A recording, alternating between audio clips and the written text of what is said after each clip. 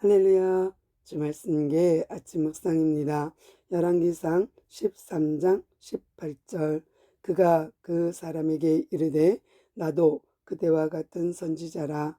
천사가 여호와의 말씀으로 내게 이르기를 그를 내 집으로 데리고 들어가서 그에게 떡을 먹이고 물을 마시게 하라 하였느니라 하니 이는 그 사람을 속임이라. 아멘. 참 이상한 일이 벌어졌습니다.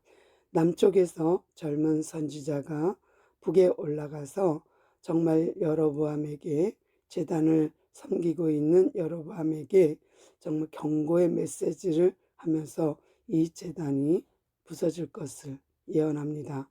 예언한 그대로 되었고 정말 놀랍게도 사역을 잘 감당하고 다시 이제 돌아가는데 하나님의 사명이 뭐냐면 그렇게 경고하고 오던 길로 가지도 말고 물도 떡도 먹지 말아예요.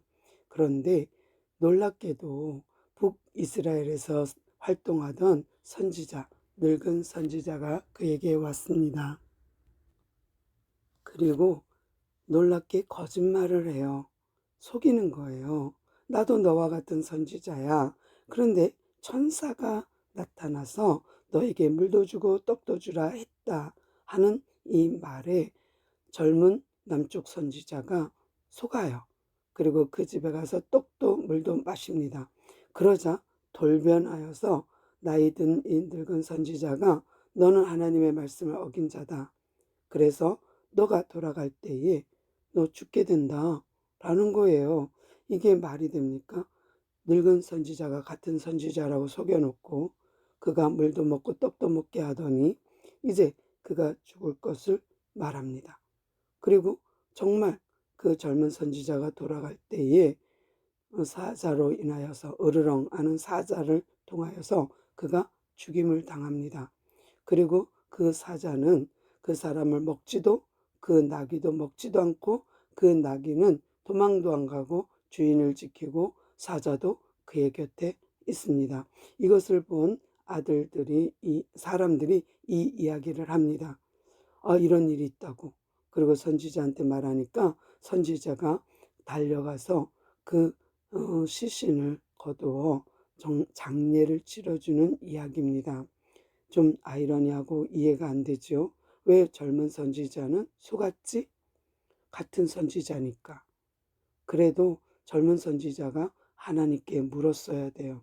하나님, 내게 준 메시지는 이건데 이렇게 말하는데 맞나요? 하고 물었어야 해요. 또 늙은 선지자는 그가 어떻게 될까 하고 거짓말을 한 거예요. 속인 거예요. 그것도 잘못이죠.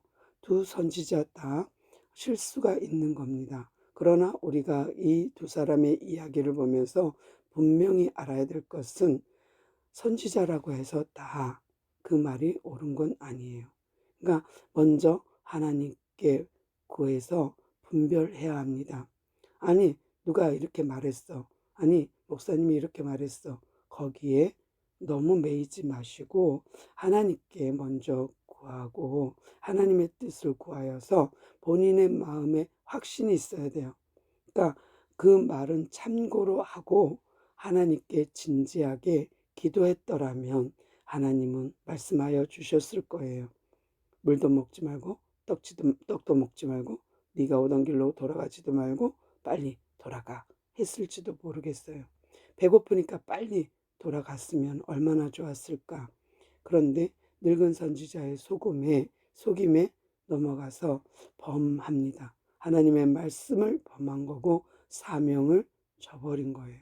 그러니까 젊은 선지자도 나이 든 선지자도 다 실수했어요. 그들은 인간일 뿐입니다.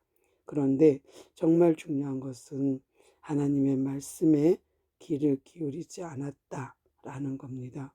오늘도 우리가 하루를 보내면서 누구의 말에 의해서 내가 행동하고 결정하는 것이 아니라 먼저 하나님 앞에 그 뜻을 묻고 결정하는 오늘 귀한 하루 되기를 소망합니다. 주님 감사합니다.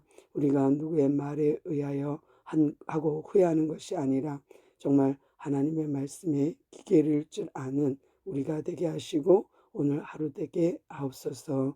오늘도 임마누엘 주 하나님을 찬양하오며 예수님의 이름으로 감사하며 기도드렸나이다.